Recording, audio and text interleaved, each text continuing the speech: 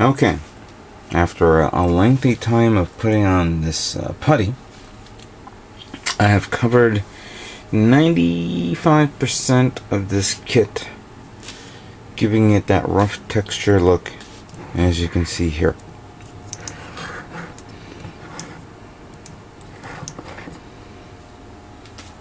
What do you guys think? It is a bit odd to see something like this, considering Godzilla's pelvis, waist. It doesn't look like that. But remember, this is a rough interpretation of what it would look like in, this is the Godzilla custom of the Danazine. It's not Godzilla itself. You guys understand what I'm talking about. It's a little heavier than normal, considering the amount of extra weight. This is not the final design, of course. I'm still trimming out and getting some things done. But you can see the scales came out pretty well. The tail's okay. The body's alright. The feet is one of my favorite parts, of course. Of course, it looks like duck feet, but try to reproduce something like that. Something in reference to King of the Monsters is not that easy. The one thing that I should mention, though, is make sure if you decide to do something like this or something similar but different kit or whatever, make sure that when you use the Tamiya putty basic type, use it in a well ventilated area. I did when I was doing the arms. The fumes were ridiculous in my room, so I had to go to the kitchen. I had to put a fan on so I can blow the fumes outside, outside the window, and then continue on. So it's not something for the faint at heart. I wouldn't recommend you doing this. And of course, wear a mask or respirator. That's a given. Now, in my last video, I was trying to figure out on how to do the teeth for the head. And it didn't come out the way I wanted. It didn't work. However, I found a new technique, and I thought, let me try this. And surprisingly, it worked. I don't know if you guys can see this. Give me a second. Maybe I can try to get the light. I guess you can probably see the teeth now. Here's a much better view like that. How did I do that? Well, using the putty itself, while it's still wet, I dabbed it onto a toothpick, and then I went right under the mouth, tapped it a bit, and then just slowly pulled it out, kind of like what you do with the putty, and then it leaves that long line over it. And then I did it over and over until I got the right consistency. I think that's fine. Godzilla didn't have massive chompers. He just had normal teeth, like smaller teeth, and he wasn't the type of monster that chewed a lot. He had like a big mouth type structure. Now at this point in time, I'm a bit concerned here because I've been having extreme difficulties putting the head on this, because every time I put it on, and even if it goes all the way through, he's like that. And I think that's part of the fact that mainly because of the amount of putty that I've added onto this, it should be like this. So in the final part, I'm going to actually apply putty here and here until it solidifies, and then it's stuck to this. I was hoping to move it around, but it doesn't seem to work. So I'm going to put some putty there, the remaining putty, so he's like in this position. Alright, with that being said, I'm now going to begin painting Godzilla. Alrighty then. Here is Godzilla painted in silver. What pretty much everybody's probably saying, holy shit, I have just made Mechagodzilla. Well, no, I did not make Mechagodzilla. What I did was I painted it all this, of course. The back, the legs, the tail, the arms.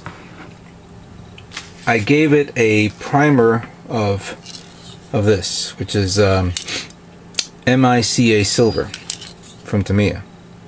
I was trying to find a regular silver one, and I found aluminum, but I didn't want to give it an aluminum look. I wanted to give it a silver look because of certain things. The spinal column will be, of course, the silverish color, but the remaining color, well, the remaining part of the body will be the darker color tone to look, so you know, I can simulate Godzilla. And then later on, I'll be trimming up the other parts as well. But I wanted to give this, you know, to cover up the putty, and part of it is okay, part of it's semi not okay. But if you can see, you can it really brings out the rough texture look to it, as you can see. As you can see right there, it's pretty much what I was looking forward to. I showed this to Prime 92 and she goes, oh shit, Godzilla has a dick. Yeah, it was kind of funny. I know I'll be seeing that comment on here in a few moments. But so far so good. It's coming out the way I'm liking so far. But now I need to work on the next stage, and that is coloring this kit. Now I've been reviewing many of the you know, of the past Godzilla pictures that I've seen, current, new, whatever.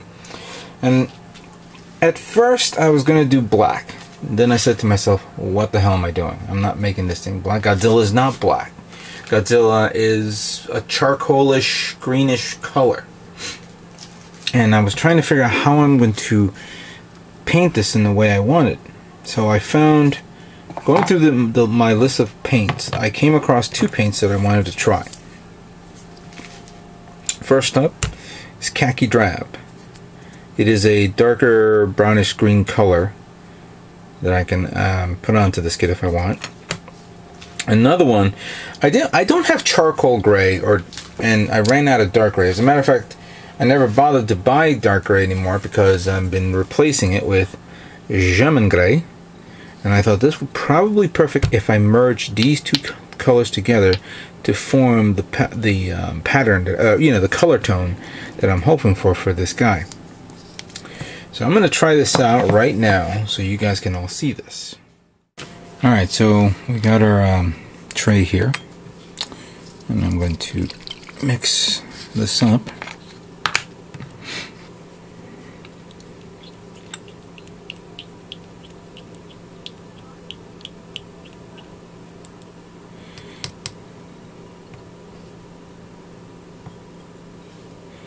Give it a good mixture here. I have my tissue here. Hang on a second. Alright, here we go. Just want to clean the size of this bottle because I don't want it to dry up and then I can't open it up later on.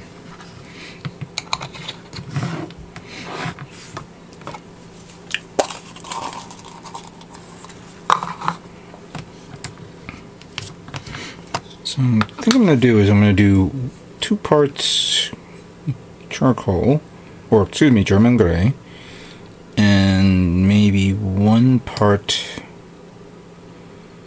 khaki drab.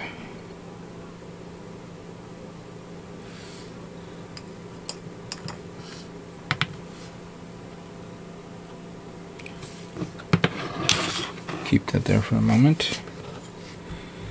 I'll use this one to mix it.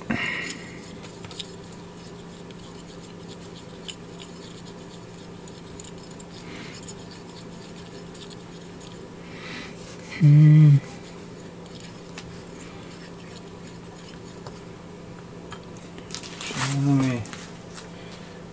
me use a different type of mixing material tool, a wide angle brush.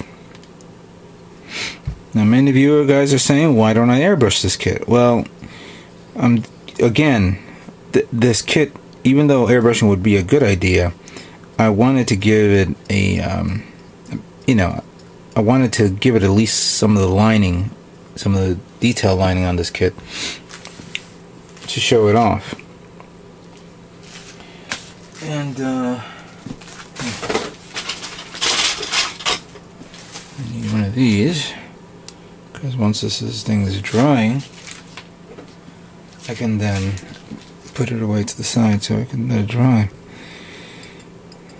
Alright.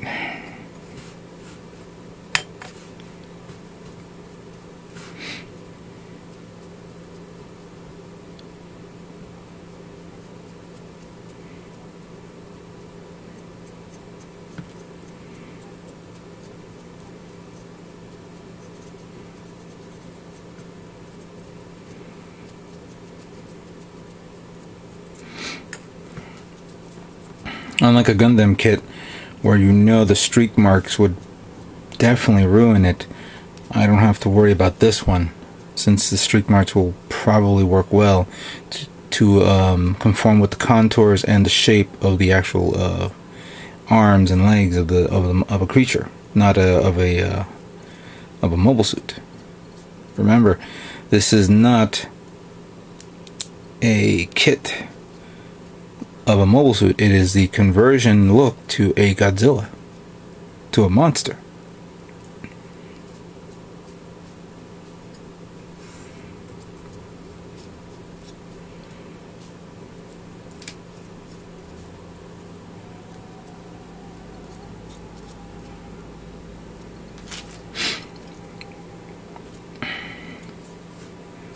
Hang on a second here. Ah.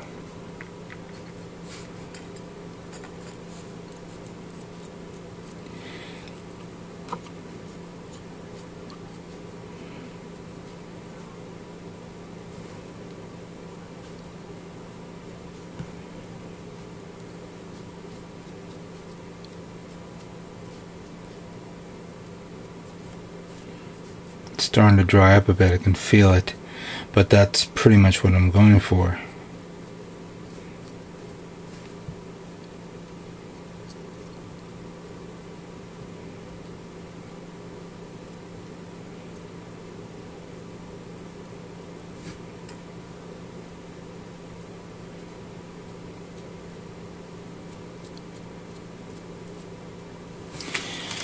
Alright. The arm is done. Let's do another part so we can get it out of the way. I think we'll take care of the most important part.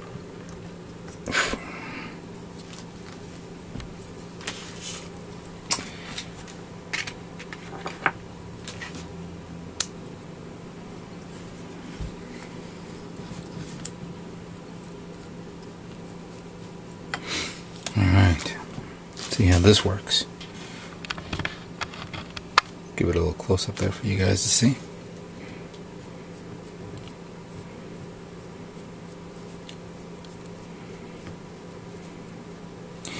I knew I goofed up there. I wasn't supposed to paint that, but that's alright. I'm gonna... Shit. So the whole purpose was to paint this without actually painting the thing. Should have thought of that.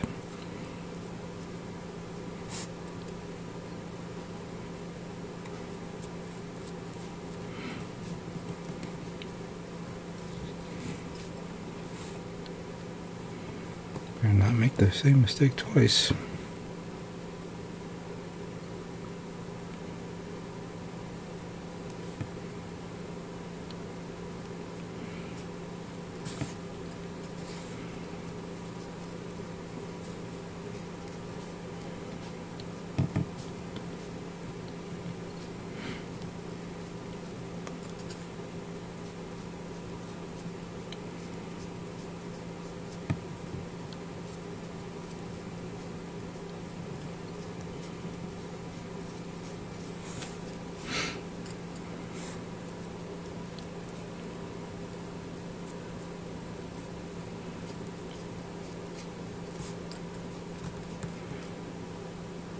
Okay.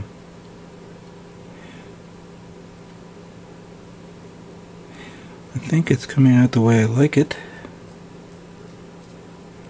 Pretty damn good. Ah, shit. I should get the other brush, because this wide brush is gonna annoy me if I try to get it onto the remaining part of this kit.